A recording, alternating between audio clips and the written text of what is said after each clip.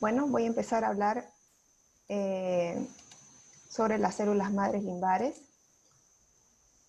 Perdón, sobre la deficiencia de células madres limbares. Sabemos desde hace mucho tiempo que las células madres limbares son las encargadas del equilibrio y la regeneración de la superficie corneal. En la Academia Americana de Oftalmología, el 25 al 33% determina que el limbo debe estar intacto para garantizar esa función de estas células. Son múltiples las causas que pueden generar un déficit de células limbares. Existen diferentes técnicas quirúrgicas para su tratamiento, gracias al avance de la ingeniería tisular, como ya sabemos. Para seguir con la charla, creo que es necesario recordar qué es el concepto de célula madre. Una célula madre es una célula indiferenciada que se divide en dos células hijas, una célula amplificadora transitoria y una célula que permanece como célula madre. Esta célula amplificadora transitoria es la que va a sufrir varios ciclos de mitosis y es la que va a regenerar a lo que viene a ser luego al epitelio.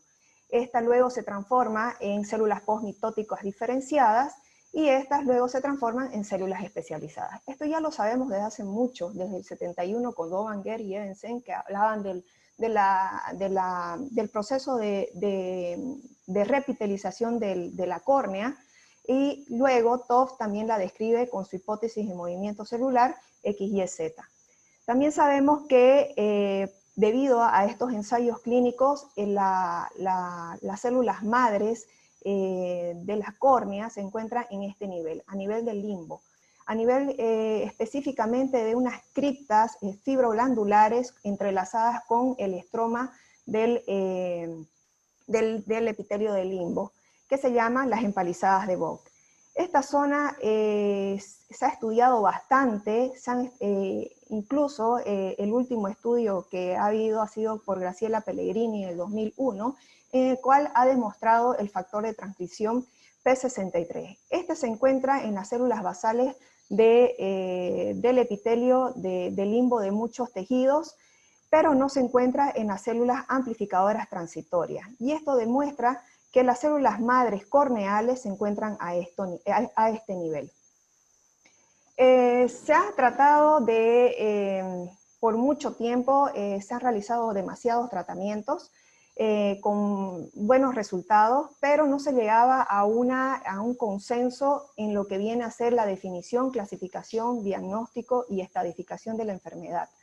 Es por eso que la Corneal Society reúne a una serie de especialistas en esta área y realiza 3 subcomités. Un subcomité fue dedicado para la definición y clasificación, el otro para el diagnóstico y estadificación y el tercero para el tratamiento. Los primeros 2 ya fueron aprobados en el 2019 y es en la que me voy a basar esta charla. Bueno, ¿qué dice este consenso global sobre la deficiencia de células madres limbares, que es una enfermedad de la superficie ocular por la disminución en la población y función de las células epiteliales corneales? Se caracteriza por la conjuntivalización y otros signos de disfunción epitelial, como ser defectos epiteliales persistentes, neovascularización superficial, inflamación de la superficie ocular y cicatrización. Esto va a conllevar a una disminución de la agudeza visual y a una baja calidad de vida con respecto a la salud. También las clasificó según la etiología en hereditarias y adquiridas. Las hereditarias tenemos la aniridia congénita, el xerodermo epigmentoso, disqueratosis congénita, síndrome de Levi-Hollister, epidermiólisis ampollosa, y entre las adquiridas, estas pueden ser de tipo inmunomediadas y no inmunomediadas. Las inmunomediadas tenemos el síndrome de Stevens-Johnson, el pemfigoide ocular cicatricial, las enfermedades alérgicas como ser la queratoconjuntivitis atópica y la vernal, enfermedades de injerto contra el huésped. Y dentro de las no inmunomediadas tenemos las quemaduras, por las quemaduras químicas, que son las más frecuentes, las de álcalis, que son las más graves. Luego tenemos el mal uso de lentes de contacto, infecciones crónicas, o después de realizar algunas cirugías que involucren el limbo, estas también llamadas de tipo iatrogénicas, Malposiciones palpebrales, fármacos como el 5-fluoracilo y la mitomicina C y algunos conservantes como ser el cloruro de benzalconio o el timerosal también se han visto que pueden afectar esta área. Tumores de la superficie ocular también. Y en caso de que no se encuentra una etiología, se la llama de tipo idiopática. El diagnóstico lo realizamos mediante la presentación clínica. ¿Qué podemos encontrar? Los síntomas pueden ser variables, puede ser desde sensación de cuerpo extraño, lagrimeo, leves, hasta más graves como dolor, fotofobia, disminución de la agudeza visual y ceguera. Luego, también cuando se hace la inspección, podemos clasificarla según el compromiso de la córnea. Esta puede ser parcial o total. Parcial, si hay una conjuntivalización, en la superficie de la córnea está comprometida de manera sectorial y deja un área libre de epitelio y de limbo indemne. Y total vendría a ser una conjuntivalización de toda la superficie de la córnea, ¿no? Esto nos hace notar que todo el limbo está comprometido. Los otros signos, por ejemplo, en enfermedad temprana, son muy difíciles a veces de diferenciar de otras patologías, pero debemos evaluar el patrón que toma la lesión. Normalmente la conjuntiva suele ser más delgada, entonces esta puede conferir este patrón opaco con forma curva que nace en las etapas iniciales de la parte superior o del limbo superior. Luego está la trayectoria punteada que tiene la misma, o vascularización superficial, el panus periférico también se puede encontrar. Estas son fotos de pacientes que han usado lente de contacto. La tinción con fluoresceína nos ayuda a hacer el diagnóstico porque el patrón de tinción de la conjuntiva es muy diferente al del epitelio de la córnea. El epitelio de la conjuntiva es mucho más permeable, la fluoresceína se mete, queda un pooling entre las uniones intercelulares y esto provoca una tinción tardía. También observamos la epiteliopatía en forma de espiral, que es característica también de estas lesiones, o por la conjuntivalización, perdón. Los signos en etapa avanzada, aparte de los defectos epiteliales mencionados que son más leves, tenemos las úlceras, que esos defectos epiteliales suelen agravarse y formar estas úlceras que son difíciles de sanar. Luego está la conjuntivalización de toda la superficie de la córnea, la neovascularización superficial e intraestromal, fibrosis subepiteliales, formación de cicatrización y una inflamación constante de la superficie ocular. Si no estamos muy seguros del diagnóstico con todo lo explorado anteriormente, recurrimos a las pruebas de diagnóstico complementarias.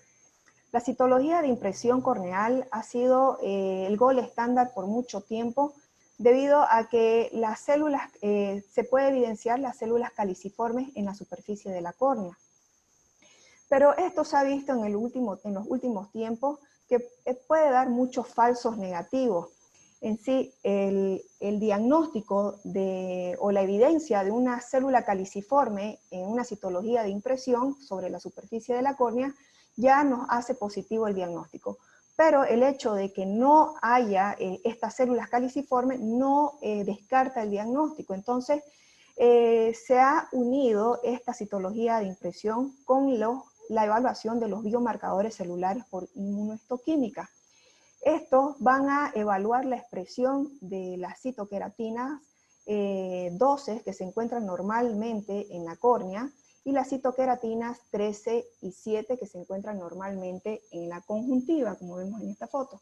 En una córnea con deficiencia de células limbares, la citoqueratina 12 prácticamente desaparece y se encuentran más las citoqueratinas 13 y 7, aparte de las mucinas 1 y 5.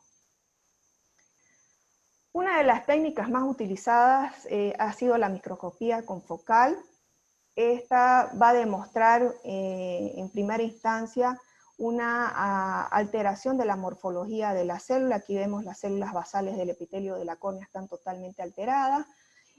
Hay una reducción del plexo subbasal bastante marcado, con un infiltrado de células inflamatorias, y aquí podemos evidenciar las células Globet o células caliciformes, que esto ya confirmaría el diagnóstico.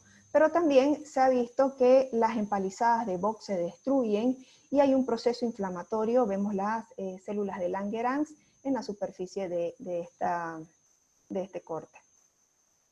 En la OCT del segmento anterior también nos ayuda porque va a evidenciar el adelgazamiento de ese epitelio, la progresión del epitelio conjuntival sobre este epitelio conjuntival que siempre es hiperreflectivo sobre el epitelio hiporreflectivo de la córnea, también un adelgazamiento marcado y una destrucción o una ausencia marcada de lo que son las empalizadas de Bock. La estadificación nos ayuda a evaluar la gravedad. Esta toma a consideración lo que son el eje visual o los 5 milímetros centrales de la córnea y también afectación del limbo, y las divide en etapa 1 a 3. La etapa 1 vendría a ser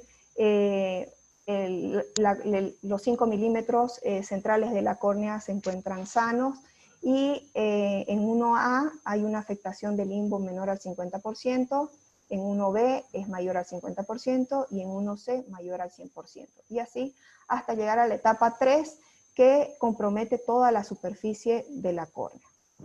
Entonces, antes de empezar, de querer hacer un trasplante de limbo, es necesario eliminar todos los factores desencadenantes de esta deficiencia de células limbares, o agravantes como ser inflamaciones crónicas o infecciones. El ojo seco también puede agravar esta patología. Y el tratamiento quirúrgico de las anomalías palpebrales se deben realizar antes de iniciar un trasplante de células limbares. El manejo quirúrgico de las deficiencias parciales, podemos recurrir a la membrana amniótica, ya lo hemos hablado bastante, debido al factor regenerativo que ésta ejerce, más el suero autólogo. Un trasplante conjuntival también podría ayudar. Estas dos se podía tratar en casos de que la deficiencia parcial sea bastante sectorial o pequeña, o recurrir a un trasplante autólogo de limbo con las técnicas nuevas como ser el SLED y el CLAW o el AutoCLED. El manejo quirúrgico inicial, para nosotros que recién estamos iniciando, o para los residentes, bueno, en el caso vamos a ver muchas quemaduras por álcalis, y el manejo debería ser el desbridamiento del epitelio y la colocación de una membrana amniótica de manera inmediata.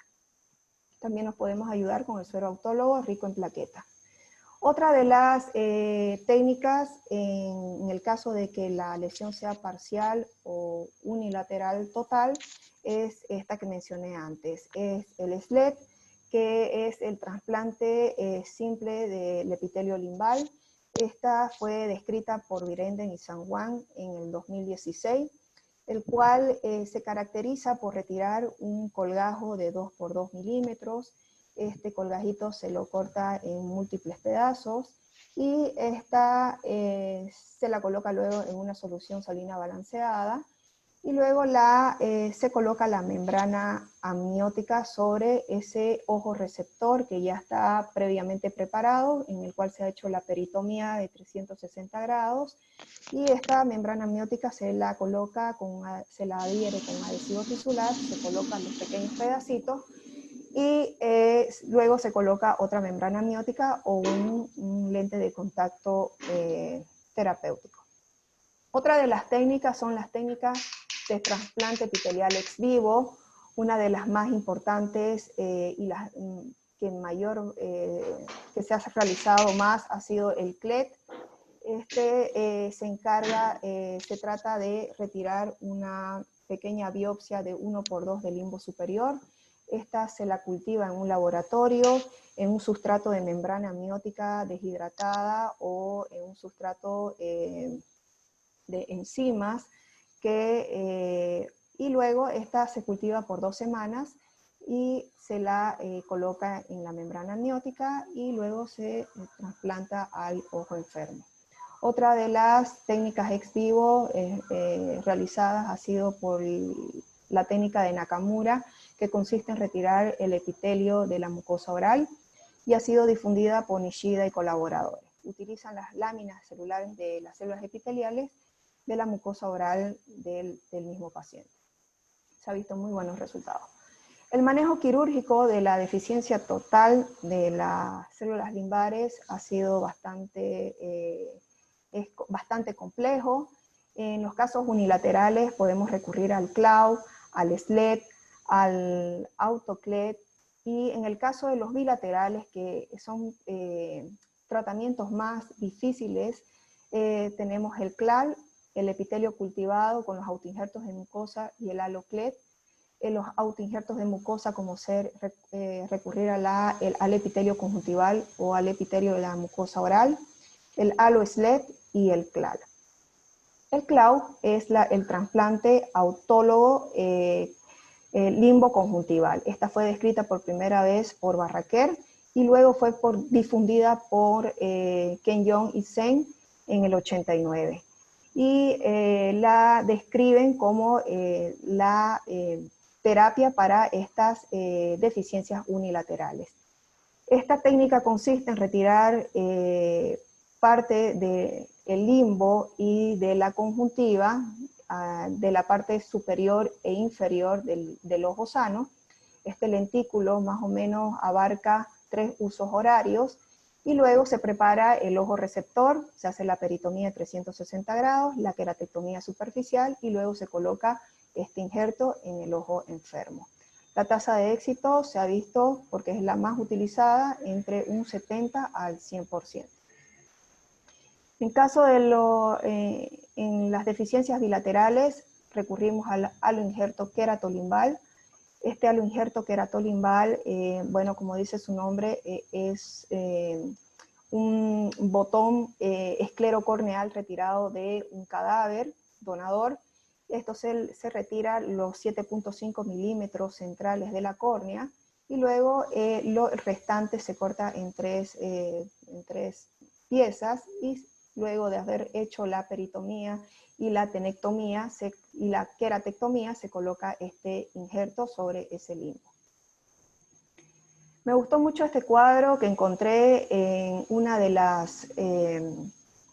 los estudios realizados por el equipo del doctor José Álvaro Pereira Gómez, que es uno de los encargados del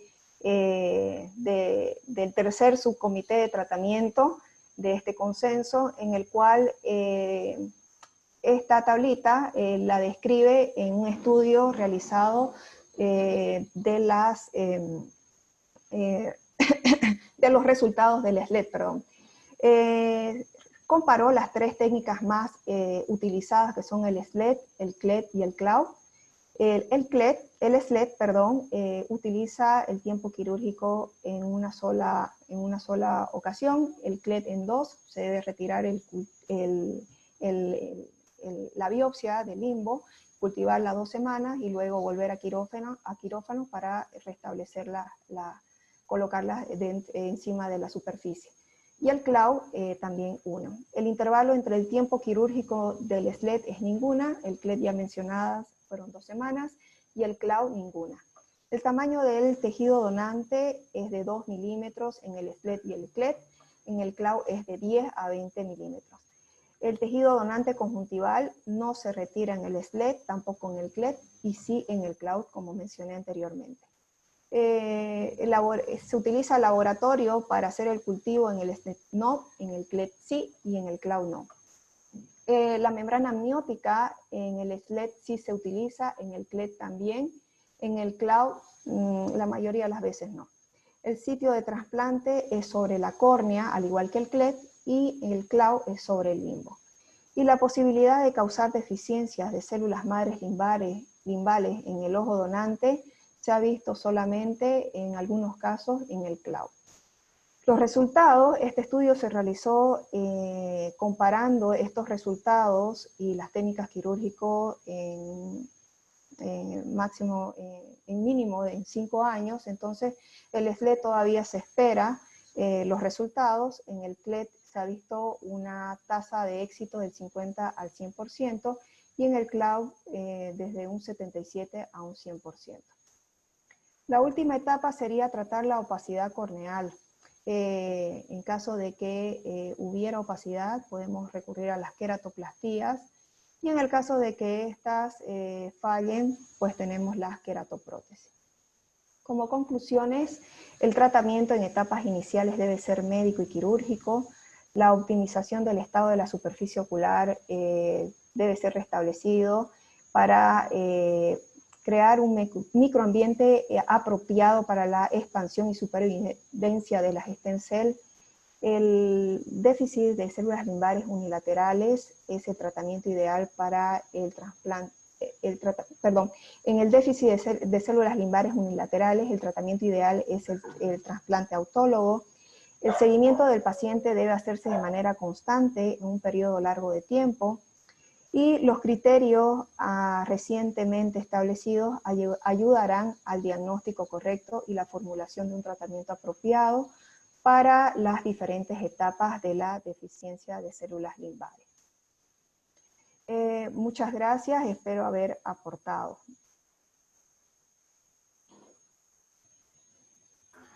Bien, Daniela, impecable, la verdad que una presentación de lujo, muy claro, muy conciso, muy completo, y abriste el juego para un montón de cosas que vamos a ir viendo en el día de hoy. Pero básicamente, a ver, esto siempre genera mucho mareo, y empezamos a trabarnos con siglas, con nombres, con cosas. Entonces, básicamente, Daniela hizo pie y aclaró algunos puntos que vamos a reforzar. Uno es, el paciente se quema, tiene una enfermedad congénita, tiene una enfermedad inmunológica que le produce todo este cuadro. Independientemente de la causa que sea, hay que establecer cómo definimos el déficit de stem cells. Entonces, lo que dice Daniela de esa célula que es capaz de autorrenovarse y al mismo tiempo segregar parte de su ADN hacia otra célula es la cosa más importante para entender. O sea, si nosotros no tenemos una célula que se autorrenueva y se autodivide y al mismo tiempo va generando hijos con el mismo ADN, eso empieza a tener una mortalidad avanzada y empieza a haber un déficit de ese limbo. Ese déficit de limbo genera todo lo que explicó Daniela muy bien, y nos vamos a basar en 4 pilares para estadificarlo o para demostrarlo. Uno es cómo demostramos que no hay limbo o que no hay córnea y que hay conjuntiva que está invadiendo la córnea. Entonces, Daniela aclaró muy bien la citología de impresión, que tiene sus limitaciones y no siempre es lo más efectivo, y que solamente sirve para demostrar que hay conjuntiva, no para estadificarlo. Entonces ahí viene lo que es la microscopía confocal. El paciente lo mandamos a microscopía confocal y el patólogo o el oftalmólogo que hace la microscopía puede determinar rápidamente si hay o no células si hay o no criptas limbares, mejor dicho, si hay inflamación y si hay una reestructuración de esa superficie corneal con epitelio de la conjuntiva y no de la córnea, y si hay neovasos. Lo otro es la fluoresceína, o sea, la técnica de diagnóstico con microscopía confocal. Lo segundo es la fluoresceína. El patrón de fluoresceína es muy importante para determinar que lo que estamos viendo es epitelio de la conjuntiva y no de la córnea. Entonces, esto que Daniela lo explicó de manera interesante, que es esa córnea en vortex o en remolino, cuando uno tiñe al paciente con fluoresceína, va a ver que la superficie tiñe de una manera muy distinta a lo habitual, que dura mucho tiempo, a veces dura más de 10 minutos la fluoresceína en la superficie, que se empieza a hacer una tinción en remolino y que se mantiene durante varios minutos, y eso es la córnea en vortex o la keratopatía en remolino, que es característico de cuando la conjuntiva invade la córnea. ¿Sí? El otro punto es estudios diagnósticos más en profundidad, y entonces, como dice Daniela, si el epitelio se afina, si la córnea a veces se adelgaza, si las estrías de Fogg desaparecen, si aparecen vasos estromales o vasos superficiales, si hay una diferencia en la superficie de tinción entre la conjuntiva y la córnea, el OCT es la tercera herramienta muy útil para determinar esto. O sea, con el OCT podemos ver que el epitelio se afina, que desaparece el limbo, que hay una hiperreflectividad en el OCT, que es cuando la conjuntiva invade a la córnea, ¿sí? Entonces vamos a ver que esa superficie está muy hiperreflectiva, a diferencia de otra que no lo está, y eso es conjuntiva, y al mismo tiempo que hay vasos, profundos o superficiales. Entonces eso también es recontra importante. Con todo eso, uno puede determinar entonces que hay superficie alterada porque el limbo está enfermo, y a partir de ahí arrancamos a estadificarlo. La estadificación que explicó Daniela está buena, puede ser esa, puede ser la de Bagley, que es cuánto de la córnea está afectada, y al mismo tiempo esa cantidad de córnea afectada si invade o no el centro. Eso es muy importante para determinar las cosas a seguir. Entonces ahí caemos en el tratamiento, y ahora venimos con Pablo para explicar un poco qué hicimos con un paciente que lo venimos siguiendo hace bastante tiempo, pero abrir el juego a dos cosas muy grandes: tratamiento médico versus tratamiento quirúrgico. Tratamiento médico, pensar que la superficie está alterada porque el limbo está enfermo, y eso va a generar que el epitelio desaparezca, que se invade con conjuntiva, que la superficie ocular empieza a estar con mucha inflamación y alteración porque no hay una homeostasis, no hay una regulación de esa superficie. Entonces se afecta la conjuntiva, el fondo de saco, todo lo que es el tarso, glándulas de meiomio, hasta piel, termina afectándose en pacientes con déficit de stem cell limbares, ¿sí? Esto abre el juego a que ese limbo no solamente genera epitelio, sino también genera otras estirpes celulares, ¿sí? Sin duda que conjuntiva. El tratamiento médico entonces es para regular todo eso, ¿sí? Entonces, ¿por qué damos lubricantes a un paciente con TSCL? Bueno, justamente para evitar en la mayor medida de lo posible esa alteración que tiene en la superficie y esa sequedad ocular. Le damos lubricantes, le damos inmunosupresores, le damos inmunoreguladores, un montón de cosas que ahora les va a explicar Pablo, y si nada de eso funciona, tenemos que agregar un tratamiento quirúrgico sumado, nunca es otra opción, sumado. Y grandes palabras en lo que dijo Daniela para no marearnos de ahora más: CLET, SLET y CLAU vamos a mantenerlo todo el tiempo como las grandes líneas de tratamiento. El CLAU fue lo primero, que es agarrar conjuntiva del ojo sano con limbo y trasplantárselo al paciente. Después empezó a venir el CLET, que es lo mismo pero de un cadáver, ¿sí? Entonces hago crecer conjuntiva con limbo de un cadáver, básicamente limbo de un cadáver, lo hago crecer y eso lo implanto al paciente, con todo lo que significa de costos, de dificultad, de laboratorio que tenés que tener al lado y de insumos que son necesarios, que en muchísimos países eso es muy limitado. De hecho, en Latinoamérica el único lugar que se hace hoy es en Brasil, y aún con mucha dificultad. Y Beringer sumó ese CLET de cadáver y ese CLAU del otro ojo, ambas opciones como un SLET. Y el SLET es tomar limbo del paciente del otro lado, sano, cortarlo en pedacitos, implantarlo, que lo va a explicar Rogelio con ese paciente que anduvo también con ese tratamiento. Hoy es lo que más disponibilidad tenemos, lo que más facilidad nos da, y por supuesto que en costos es mucho menor. Es todo un solo paciente, es un solo paso, y se puede repetir un par de veces. Entonces, damos pie a Pablito Bastarrechea, que nos va a contar un caso de un paciente con déficit CL químico y cómo lo tratamos. Pablo, todo tuyo. Bueno, voy a compartir pantalla.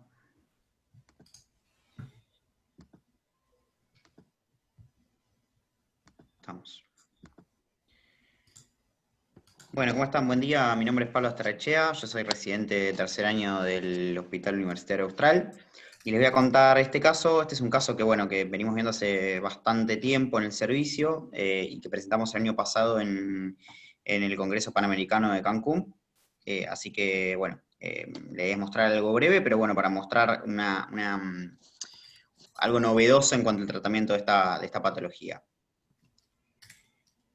Se trata del caso de un paciente masculino de 61 años que concurrió al servicio por una quemadura ocular en contexto de actividades laborales por bromuro de metilo. El paciente tiene una una empresa que cultivan flores y se quemó con este producto que es un herbicida, ¿sí? Ácido, que se utiliza en el cultivo en este caso de flores, pero también se utiliza en el cultivo de hortalizas y otros productos. La huesa visual con estenopeico, la presentación era en el ojo derecho 2060 más 2, ojo izquierdo 2020, ¿sí? Y a la biomicroscopía, perdón, corro esto, bueno, veo bien. Ahí está. Teníamos úlceras en ambos ojos, quemosis importantes en el ojo derecho, sobre todo, bueno, hemorrágica superior y no hemorrágica inferior. Si vemos que el paciente presentaba un edema, aparte bipalpebral importante, dificultad la apertura ocular, ¿sí? Y esta imagen que corresponde al ojo derecho ya mostraba cierta palidez a nivel del limbo, ¿sí? Aparte del defecto epitelial.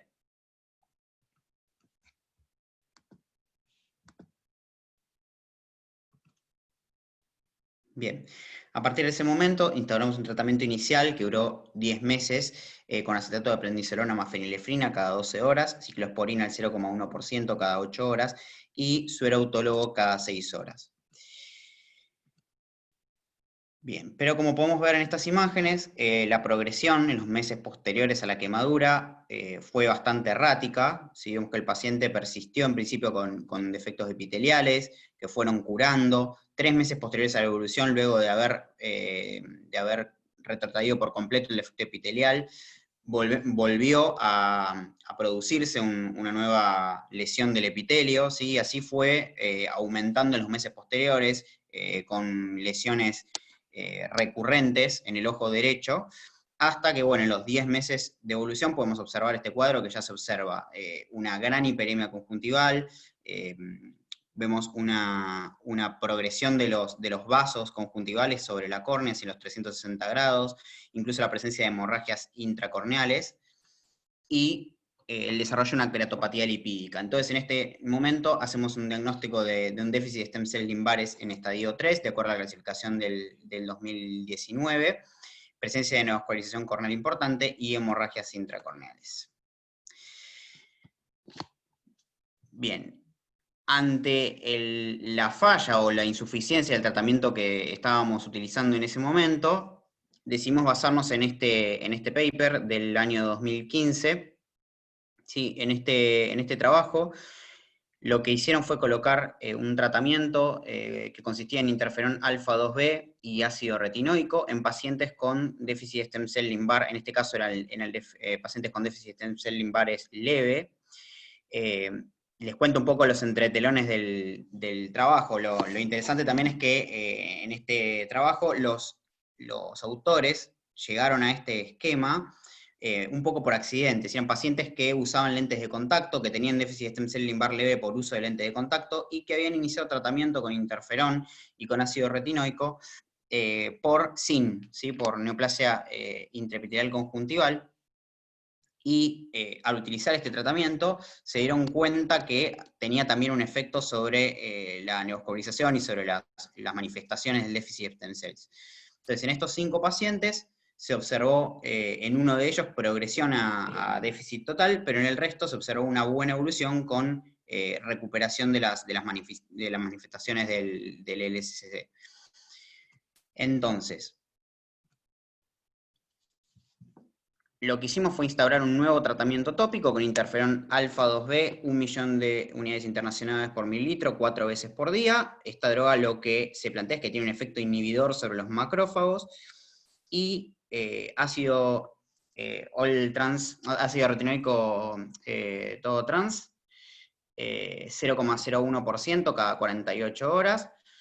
Esta droga lo que se postula es que tiene un efecto sobre la diferenciación de las stem cell limbares y un efecto positivo también sobre la reepitelización. Bien, lo que observamos es el punto de partida, 10 meses posteriores a la quemadura, como ya vimos previamente, y 12 meses posteriores al tratamiento. Lo que observamos es que el cuadro detuvo su progresión. Si no se observa una restitución del cuadro de conjuntivalización y de progresión de los neovasos, pero sí observamos menor hiperemia, un cierre de los defectos epiteliales, ¿sí? Y para lo que era un cuadro que en 10 meses había progresado de forma notable, ¿sí? Sin cesar en ninguno de ese tiempo con el tratamiento tópico instaurado, sí vemos que se detuvo, por lo menos en la progresión. Y como vemos acá en la imagen del OCT, como nombró Fede antes, tenemos los hallazgos que se encuentran en el déficit de stem cell lumbares. La presencia de vasos a nivel del epitelio, un compromiso estromal por la lesión química y un adelgazamiento del epitelio, sobre todo hacia la periferia en este caso. Si comparamos preinicio del tratamiento, comparado con los 12 meses post, tenemos una mejoría leve de la agudeza visual, de bultos a 20/400, una mejoría también de los síntomas. El paciente presentaba previamente al tratamiento un dolor leve constante que mejoró después del nuevo esquema de tratamiento, los neovasos que no retrotrajeron, y una mejoría leve de la transparencia corneal en uno de los cuadrantes, en este caso era el cuadrante nasal inferior. Bien, como conclusiones podemos mencionar que el tratamiento con interferón alfa-2b y ATRA resultó efectivo para detener la progresión del cuadro durante 12 meses posteriores al inicio del esquema. No se observó una involución significativa del mismo, si eso vale aclararlo, o sea, no se produjo una curación de los daños producidos por el déficit de stem cell, sino que se detuvo un cuadro que avanzaba irrefrenablemente. No se reportan otros casos de este tratamiento en un déficit de stem cell de esta severidad. Sí, el trabajo que les mostré es en déficit de stem cell leve. No hay otro caso como este en la bibliografía. Es importante también evaluar a futuro cómo sería el comportamiento de este esquema de tratamiento en pacientes en los cuales se instaura este tratamiento como medida inicial, ¿sí? Nosotros lo instauramos 10 meses después de la quemadura, pero quizás si se hubiera utilizado este esquema de forma más temprana, hubiéramos tenido resultados quizás más notables. No lo sabemos y estaría bueno evaluarlo a futuro. Y también tener en cuenta que en este estadio, este esquema no reemplaza el tratamiento base, que sería el trasplante de stem cells, como un tratamiento definitivo de la patología, ¿sí? O sea, la función que nosotros podríamos atribuirle sería detener el cuadro, ¿sí? Ponerle o enfriarlo un poco, pero no, por lo menos en este estadio tan severo del déficit de stem cells, no apuntamos a una curación completa con este esquema. Muchas gracias.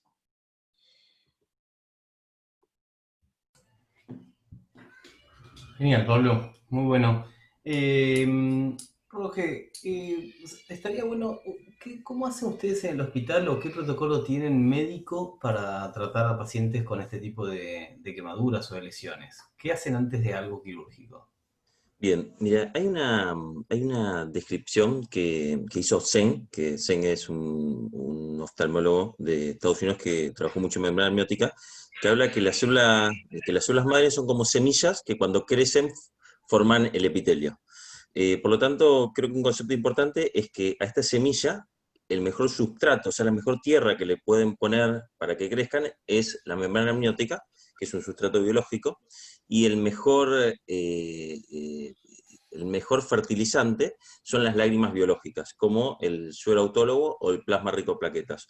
Por lo tanto, creo que el primer concepto es que ante una lesión de este tipo, lo primero que podemos hacer es tratarlo en forma tópica con alguna lágrima biológica.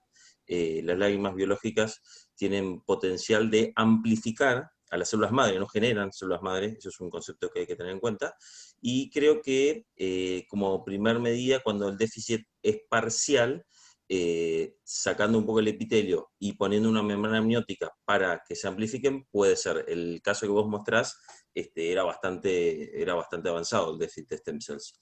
Y es bastante interesante, no sabía ese uso del interferón. Yo lo he utilizado para tumores y para pterígenos residuados, pero es interesante. Creo que tiene que ver un poco el efecto de la vascularización, de inhibir la vascularización. Sí, tal cual, como dice Pablo, se planteó por hallazgo, en realidad en pacientes con tumores que presentaban al mismo tiempo DSCL, vieron este efecto benéfico de esta combinación, ¿no? Lo importante quizás en esto es entender que requiere muchos meses de tratamiento, los resultados los empiezan a mostrar recién al 9º mes, que se mantiene la medicación 4 veces por día del interferón de manera continua, entonces requiere que cada 15 días el paciente compre una gota nueva porque las farmacias magistrales que lo preparan hoy en Argentina caduca a los 15 días, y que el ácido transretinoico es cada 48 horas una gota. La pata del ácido transretinoico es justamente el mejorar la homeostasis, el lugar, digamos, del nicho de las células limbares. Entonces, eso es una buena combinación. Sumado está el mejorar la superficie con lubricantes, el evaluar sí o no corticoides al principio, al menos como para desinflamar la situación, y el capítulo enorme que se discute siempre, a ver si Rogelio estás de acuerdo, es el de plasma, ¿no? O sea, darle o no darle plasma rico o plasma pobre al paciente es una cosa que se debate. En este caso, un plasma pobre tendría poco efecto, tendría solamente un efecto lubricante, estaría más que nunca indicado un plasma rico, y a veces un plasma rico al 50%. ¿Ustedes tienen en el hospital banco o hacen plasma rico, No, Rogelio? no, no, lo mandamos a hacer afuera, en el hospital no lo hacemos y yo lo uso entre un 20 a un 40%. O sea, eso Ah, es normalmente las diluciones que lo uso.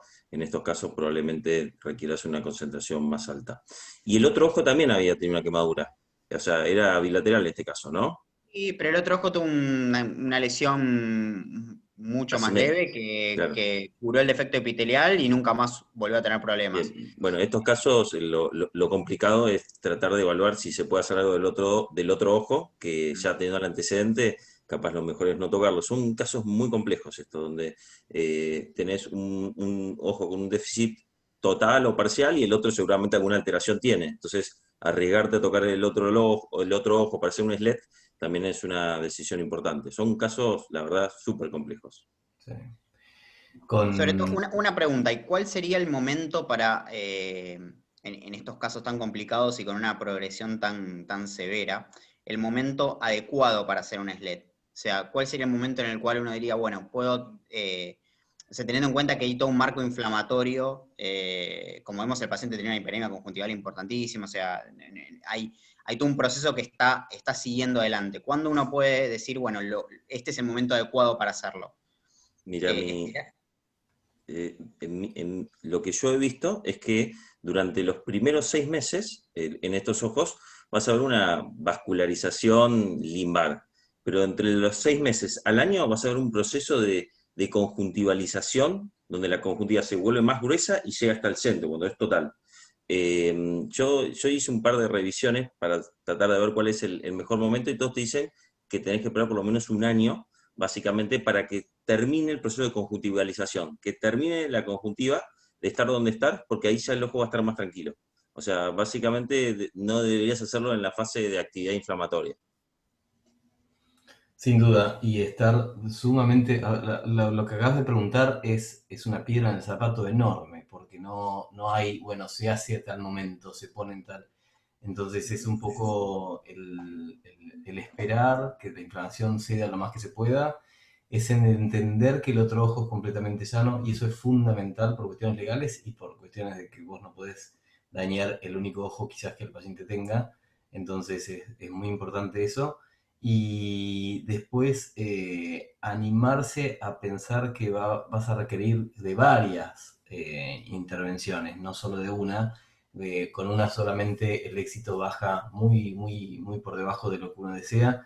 Entonces es ir buscando el momento. Estos pacientes, Pablo no lo contó, pero estos pacientes con Fer Forges, con Paulo Aquino, con él, con Pablito, lo seguimos, y lo que pasa y nos pasa a todos es que son pacientes que tienen muchos tropezones, que tienen muchos cambios anímicos, que no ven el resultado que ellos desean ver, que hay que acompañarlos en todo el proceso, que tienen comorbilidades de lo que se les ocurra. Entonces muchas veces estamos atajando varias cosas y que impacta directamente en el bolsillo. No solamente porque son muy caras las medicaciones y los tratamientos, sino porque muchas veces pierden el trabajo, no pueden continuar, no pueden ver, pierden la prepaga, etcétera, etcétera, que hace todo un proceso que es muy difícil. Vos Rogelio, estás en una zona privilegiada en el hospital por toda la cercanía. En Pilar se hace difícil muchas veces porque la medicación que tiene que viajar y Claro. etcétera, eh, nada, plantea una situación de cosas que hay que darle una mano muy grande al paciente. Y la manera de poder determinarlo muchas veces es con estudios evolutivos, consecutivos. Ayer Analia Luna contaba bien cómo evaluar a un paciente en el post con una microscopía confocal. Bueno, el proyecto es poder hacer esto para estadificarlo en el inicio y poder continuarlo después y demostrar la utilidad, ¿no? Porque muchas veces, más que nada, los chicos que están empezando, eh, cuesta ver el cambio en el paciente. Entonces, si el médico le cuesta ver el cambio, imagínense el mismo paciente, ¿no? O sea, es muy difícil. Entonces hay que agarrarse de herramientas como para poder determinarlo. No en lo que uno sugiere o supone, sino en esto que hablamos en el inicio de cómo tiñe, de cómo se ve el OCT, de cómo se ve la microscopía conjugal y eventualmente si podemos hacerle una PCR para citocromatina 19 o MUC5AC que nos va a determinar si hay o no conjuntiva, mucho, poco, total o parcial. Eh, pero bueno, fantástico, muy, muy claro, Pablo. Seguimos, Rogelio, si querés con lo tuyo y entramos en Bien. el mundo Bien, gris. perfecto. Y una cosa muy importante que recalcó Fede es el tema de los corticoides, que es bastante controversial, porque lo que se sabe es que en la etapa aguda, los primeros 7 días, deberías utilizar los corticoides a una dosis altas y después lo deberías bajar porque eso retrasaría lo que es la cicatrización. Por lo tanto, el tema del manejo del corticoide después es un tema a tener en cuenta y básicamente yo creo que uno ve cómo está el paciente, si está inflamado, uno le aumenta, después se lo baja, pero cuando ve un retraso en la cicatrización o una úlcera hay que tener en cuenta de bajarlo. Bueno, yo hace 2 semanas le mostré un caso de una quemadura corneal donde había tenido una quemadura con cal, donde yo le saqué todo el tejido necrótico, le hice un implante de membrana amniótica y después de 6 meses de tratamiento, la verdad que estaba muy contento. Este era el paciente antes, este es el paciente después, era una quemadura simétrica que estaba afectando más el ojo derecho. El ojo izquierdo tenía por suerte una quemadura simétrica y la recuperación fue diferente. El ojo izquierdo quedó con un pequeño haze estromal anterior, como producido por la quemadura, y con un astigmatismo regular. Y después de 6 meses, el ojo izquierdo veía 20/30 y el ojo derecho veía 20/100. Yo realmente cuando vi este caso y con todas estas fotos de toda la evolución, yo dije, la verdad, hice las cosas bien y los resultados fueron buenos.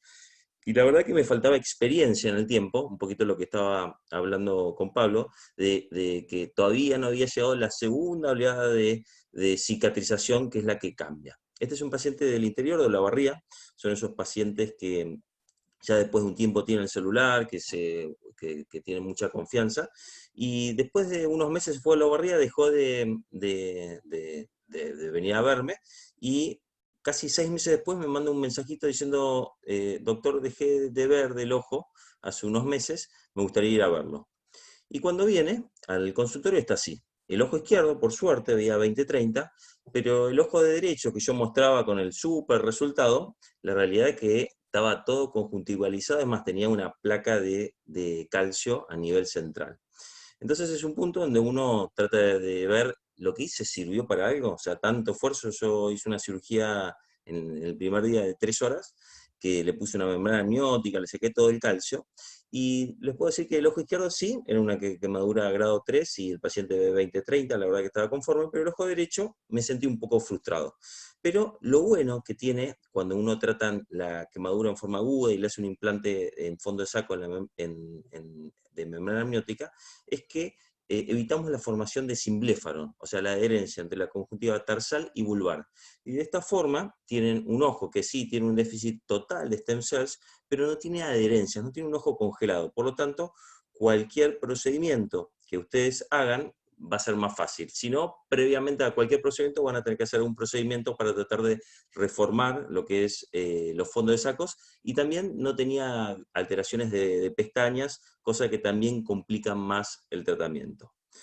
Por lo tanto, como dijo Fede, estos son casos bastante complejos, son bastante complejos porque no hay una sola solución, y estamos frente a un caso que tiene un déficit total de stem cells de un ojo y parcial del otro ojo. Por lo tanto, ¿qué hacemos con este paciente? ¿Sacarle células madre del otro ojo? No es viable porque corre el riesgo de que se empiecen a alterar y tenga una deficiencia total. Por lo tanto, el SLET y el CLET están en este paciente contraindicados. ¿Qué opciones tenemos? Básicamente, tener células madre de otra persona, haber tenido un donante o un familiar que le permite sacar células madre para expandirlas y ponérselas en el ojo. No quería ningún familiar y el paciente tampoco quería.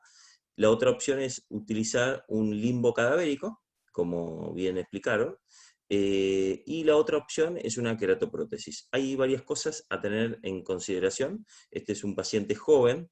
Las queratoprótesis tienen muy buena visión de entrada, pero la supervivencia a lo largo de los años a veces hace que se extruya a los 5 o 10 años, cosa que en un paciente joven, donde el otro ojo ve bien, no sería la mejor opción. Por lo tanto, dentro de las opciones estaba el implante de células madre de un paciente cadavérico. Y hacía un tiempo había leído este trabajo que habla sobre una queratoplastia limbar con conjuntivoplastia y mitomicina C en los pacientes que tienen déficit de stem cell bilateral. Yo cuando leí el trabajo dije, estos autores están borrachos, ponerle mitomicina C a un déficit de stem cells, no sé qué es lo que quieren hacer. Pero bueno, leí el trabajo y me pareció muy interesante. Lo que planteaban los autores es, a los pacientes que tienen un déficit total de stem cells, le sacaban toda la conjuntiva de la córnea, le ponían mitomicina C en la esclera. Justamente el objetivo de ponerle mitomicina C es para inhibir el proceso de vascularización por el efecto citotóxico de la mitomicina. Después hacían un injerto de córnea descentrado, o sea, hacían con el mismo trépano, la idea es usar un trépano bien grande, pero descentrados en la periferia. El objetivo es, al descentrarlo, incluir limbo, y el limbo tiene células madre, y posteriormente a eso le ponían una membrana amniótica. Como les dije, la membrana amniótica expande las células madre. Por lo tanto, el objetivo era tratar de instalar un limbo con células madre y también poner una córnea ópticamente y tratar de acelerar un poquito los tiempos, porque si no, la opción era hacerle un trasplante de células madre y posteriormente hacerle un trasplante de córnea. Todas estas opciones necesitan inmunosupresión sistémica, eso lo tienen que tener en cuenta, y algo que nos juega a favor es que este es un paciente joven, que la inmunosupresión sistémica no le genera grandes efectos adversos, a diferencia de un paciente más añoso, donde uno a veces no la toma tanto en cuenta y capaz que se tira más a una queratoprótesis. Por lo tanto, estos son casos donde uno tiene que hablar con el paciente. Yo lo hablé bien con él, es un paciente muy macanudo, y de todas las opciones decidimos hacer esta cirugía. Es claro que al paciente le tienen que explicar, esta es la primera cirugía, o sea, no sé cuántas cirugías vas a tener. Y mi gran temor, la verdad que no era tanto el que le vaya mal el trasplante, es que me levante la presión ocular. Porque cuando levanta la presión ocular estos casos, donde uno le saca la conjuntiva, no hay válvula, es un desastre. Por lo tanto, lo que hice fue una peritomía 360 grados. El objetivo era sacar toda la conjuntiva que recubría la córnea y la conjuntiva de los costados. Ahí lo que hago es poner la mitomicina C al 0,02 durante 3 minutos, y ahí estoy cauterizando los vasos limbares. El problema no es tanto en la trepanación de la córnea receptora, sino en la trepanación de la córnea donante, porque hay que hacerla descentrada. Por lo tanto, para poder hacerlo, lo que tienen que hacer es el rim, el anillito, cortarlo, porque los trépanos no están preparados para hacer trepanaciones excéntricas. Y acá sí tienen que descentrar a propósito. Seguramente lo contrario que les diga Fede, agarren y pongan la córnea bien periférica, porque el objetivo es poner entre 2 a 3 horas del limbo. Y lo ideal es usar trépanos grandes. Yo usé 9, les diría que un 10 o un 11 hubiera sido mejor para este caso, pero la realidad es que no tenía. Y esto es como la caja de Pandora. Uno abre el ojo y no sabe lo que iba a tener, por más que yo al paciente lo conocía hace años. Y lo que me encontré fue una membrana retrocorneal. Estos son cuadros muy inflamatorios. fíjense la atrofia del iris al retirarla, estos pacientes se genera una inflamación grande en el segmento anterior que generalmente daña el trabéculo. Por eso mi gran temor de que después de esta cirugía el paciente levante la presión, porque era un injerto grande, porque no iba a tener conjuntiva, y posteriormente es dar puntos separados. En este caso el astigmatismo no me importa lo más mínimo, porque es una trepanación excéntrica, y terminé poniendo un implante de membrana amniótica. Yo utilizo muchísimos adhesivos con adhesivos. El objetivo de la membrana amniótica es expandir estas células madre. Por lo tanto, para que entiendan, lo que se hizo fue sacar la conjuntiva, poner un limbo con córnea y poner una membrana amniótica arriba. Estos son los resultados del paciente. Estos son la primera semana, que la realidad es que por suerte no levantó la presión y por suerte el epitelio de entrada estuvo bien. Un tip, cuando ustedes hagan trasplantes limbares o que les importe el epitelio, es que la córnea tiene que ser lo más fresca posible. En lo posible que tenga menos de 2 días o menos de 3 días. En estos casos la córnea del exterior mucho no nos sirve, porque a medida que pasa el tiempo el epitelio de la córnea, que es lo que nos interesa, y las células madre, se van muriendo. Esto es a los 3 meses. Básicamente el epitelio de la propia córnea se recambia cada 10 a 14 días, así que en este caso yo ya sabía que por lo menos alguna célula madre había expandido en lo que es la superficie, y estos pacientes a los 6 meses tenían un epitelio con una queratopatía de verticilo. No era un epitelio completamente normal, pero por el resultado la verdad que estaba muy conforme, y actualmente con un poco más de un año de seguimiento, con un lente de contacto escleral, llega a 20/50. Tuvo una infección que lo trataron en la Olavarría, que ustedes van a ver que tiene un leucoma superior, que es donde tuvo la ulcerita con la infección, que fue tratado con fortificados, y actualmente con un lente de contacto escleral tiene 20/50, no le saqué ningún punto.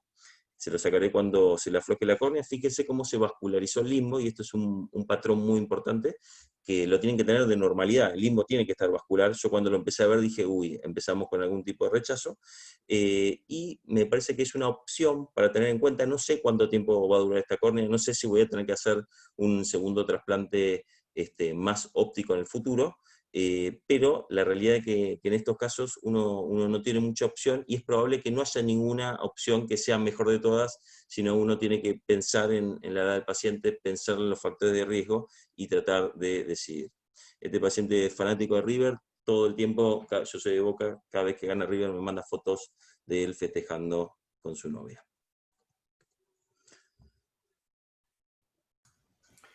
Buenísimo, Rogelio.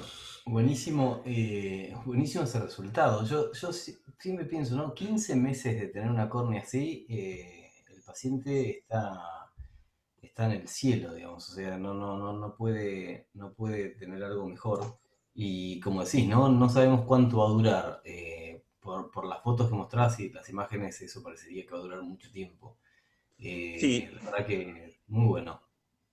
me parece que es una opción a tener en cuenta. Yo la verdad que no la conocía. Este es el único caso que tengo. El doctor de Alessandro tiene 2, y este trabajo es de 20 casos. O sea, la realidad es que es una opción a tener en cuenta si uno tiene un paciente Coven que se banque bien la inmunosupresión. Claro, claro. No, genial, impecable. Abriste la puerta a un tema enorme que son los neovasos, ¿no? Claro. Nosotros tenemos en el servicio a Emiliano López, que es un gran conocedor de este tema. Emi, ¿qué proponés vos para estos pacientes con neovascularización corneal? Y son muy buenos, Roge, muy buen caso. Son los casos más difíciles de tratar, estos neovasos secundarios a las quemaduras, a déficit de stem cells, porque hasta que vos no restablezcas ese limbo, esto va a seguir creciendo, digamos, esos vasos van a tender a crecer sobre la córnea. Entonces, en esas neovascularizaciones tempranas, siempre los anti-VEGF va a ser el arma principal que tenemos, pero tenemos que ir pensando cómo recuperar esa barrera que es el limbo para que no nos invada la córnea, porque si no siempre va a estar ese estímulo que es la falta de esa barrera que es el limbo, y van a crecer sin parar. Con lo cual, cualquier anti-VEGF que pongamos, si no restituimos el limbo, no hay caso, digamos, ¿no? Entonces, lo que mostraba ahí Roge, que trataba esa neovascularización más importante de hace un año con cauterización, con diatermia, es el tratamiento por ahora de elección, que está muy bien. y después el arma que tenemos son los anti-VEGF para los nuevos vasos que aparecen. Pero la clave acá, en estos casos, es la restitución de esas células limbares, si no, no hay caso para mí. Otra Y cosa Emi, que... ¿cómo le das o cómo lo tratás con anti-VEGF? ¿Lo inyectás tópico? ¿Por cuánto tiempo? ¿Cómo Sí, propones hacerlo? la experiencia nuestra es más, sobre todo por vía subconjuntival que hemos tenido. La mayoría de los pacientes, vos has hecho intrastromal también, acompañarlo con inyección intrastromal, pero la mayoría que hemos tratado son subconjuntivales y sabemos que la duración del tratamiento es limitada, en ciertos pacientes capaz es suficiente, pero si hay un estímulo para, ya sea inflamación, o en este caso falta de déficit de limbo, el estímulo va a seguir estando, con lo cual el tratamiento, la duración del efecto va a ser limitado en el tiempo. Tendríamos que repetirlas y tratar de recuperar el limbo. Yo después lo que te quería comentar acá, es que lo habíamos hablado otra vez con las quemaduras, el trabajo de Dúa del raspado del área conjuntivalizada del epitelio. Esa es un arma más entre medio del tratamiento médico y el quirúrgico, está buena. No sé, nosotros no tenemos experiencia, pero creo viendo los resultados de Dúa que es para probar.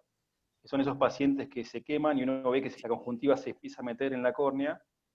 Uno tendría la posibilidad en consultorio o quirófano de ir raspando esa zona conjuntivalizada en las quemaduras parciales. Para darle tiempo al epitelio corneal a que repitelice y no la conjuntiva. Dúa muestra resultados muy buenos con esto. No sé si Roge tiene experiencia en eso en el hospital. Sí, en los casos de déficit focal o parcial, al rasparle la conjuntiva, lo hemos hecho un par de veces, y implantar una membrana amniótica se expanden. Eso lo hemos hecho y nosotros utilizamos mucho la membrana. Y creo que algo muy importante que dijiste es el tema de la neovascularización.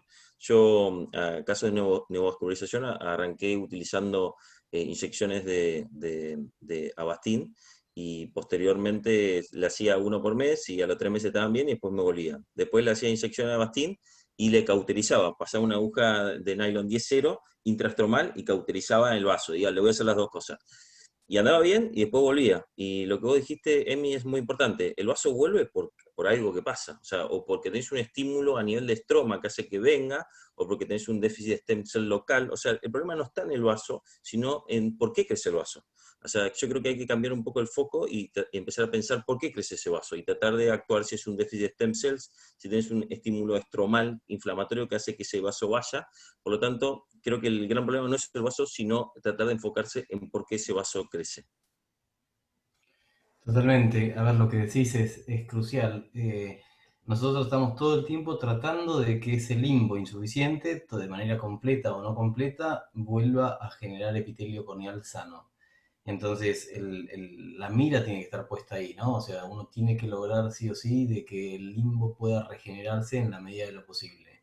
Y en el simultáneo hay que tratar todo lo que conlleva a que ese limbo esté enfermo, como es la inflamación con inmunosupresores, con inmunoreguladores, con el protocolo de coroneo del interferón, con técnicas de lubricación para mejorar un poco la situación de inflamación que hay en la superficie, ya sea con plasma, con el atra, con lubricantes o con lo que nos tengamos a mano, y después con todo lo quirúrgico para tratar de restablecer, por un lado, el camino para que el limbo sano crezca, como dice Emi, la técnica de Dúa, en estos pacientes con déficit parcial, sacar lo que está invadiendo y que crezca lo que pueda crecer sano, y darle membrana, como vi mostrarte vos, Rogelio, para mejorar esa situación y al mismo tiempo desinflamar, y en casos finales ya implantarle limbo de donde podamos, ¿no? O sea, la técnica del autoimplante va migrando cada vez más al SLED y dejar el cloud de lado, y en algún momento podremos hacer el CLED como Graciela Pellegrini empezó hace tantos años y ya tiene más de 1.500 pacientes publicados, con lo cual demuestra que ese es el camino. Es muy costoso, pero evidentemente va por ese lado.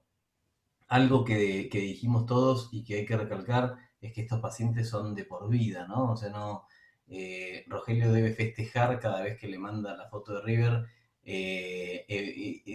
independientemente de que le dé mucha bronca, ver al paciente sano y contento es re importante en estos casos. Entonces, son pacientes para toda la vida, son pacientes que uno tiene que seguir sí o sí, y como el caso de Roge de Tandil, bueno, es una cosa difícil porque hay que seguirlo muy, muy de cerquita, porque ante eventuales cambios uno puede tratarlo. Fantástico, me pareció genial. No sé si tienen algo más para agregar ustedes. Sí, yo tengo, uso suero autólogo y plasma hace tiempo, y la realidad es mi caballito de batalla, pero les voy a decir una precaución que tuve en un paciente que tenía un déficit focal de stem cells, que yo lo consideré, le pedí una microscopía inclusive con focal, y le empecé a dar suero autólogo, y el paciente cada vez estaba peor. Y la verdad cada vez esa conjuntivalización estaba más grande, hasta que lo operé y era un tumor conjuntival. Por lo tanto, tener en cuenta que cuando den suero autólogo, como expande células, si lo que están teniendo es una lesión neoplásica o displásica, esa va a crecer. Por lo tanto, tengan en cuenta eso. Yo ese caso, si quieren, se lo muestro, es como mi peor pesadilla en córnea, porque le empecé a dar suero autólogo y a partir de ahí empezó a empeorar y lo tuve que operar como 3 veces. O sea, parece que lo explotó al tumor. O sea, nunca vi un tumor tan agresivo. Y todo fue básicamente porque yo consideré que era un déficit focal de stem cells, le pedí la microscopía que no encontró células displásicas y arranqué con el suero autólogo. Pero la realidad es, tengan precaución, solamente fíjense que no sospechen una lesión displásica o neoplásica. Fantástico. Fantástico. Bueno, gente, creo que vimos de manera integral el déficit de stem cell limbares. Es un placer escucharlos. Es lindo aprender, renovar y reforzar esto. Gracias a todos. Gracias, Rogelio, por tu participación tempranera. Y hasta la próxima. Acá les dejamos una charla que vamos a tener el viernes con John Mehta de Singapur, que va a hablar sobre DSAEC, DIMEC y todo lo que es lo que se está haciendo nuevo en el trasplante selectivo de tejido. Como saben, en muchos lugares de Europa y de Asia ya están enfocando los tratamientos hacia exactamente la parte que está enferma. El otro día escuché fantástico a un alemán que decía: nos estamos volviendo locos para generar biocórneas o córneas artificiales, cuando en realidad estamos haciendo cada vez más cirugías sectoriales o laminares. No deberíamos dejar de lado esa córnea completa y llevar todos los cañones hacia cómo implantar lo que necesitamos implantar, ¿no? Da pie un poco a esta charla. El viernes yo creo que va a ser fantástico, va a estar Enrique Malorán como invitado de honor y poner toda su espalda de experiencia en esto, más que nada para darle un enfoque realista, ¿no? Porque a veces uno avanza con muchas ideas y alguien con tanta experiencia como Enrique puede contar lo que vio y cómo lo ve venir. Eso va a estar bueno. Y para todos los residentes que estén empezando, lo interesante de Jod, es un gran amigo mío, es que yo siempre digo, es un abredor de cabezas. Entonces va a contar y a mostrar un montón de cosas que a más de uno va a picarle en algún lado como para iniciar algún proceso interno de investigación. Jod tiene 400 trabajos publicados, el primero lo hace siendo estudiante de medicina y nada, y está todo el tiempo con esta idea de innovar, de renovar, etcétera, etcétera. Con lo cual los esperamos. El viernes va a estar muy bueno, así que nos vemos ahí.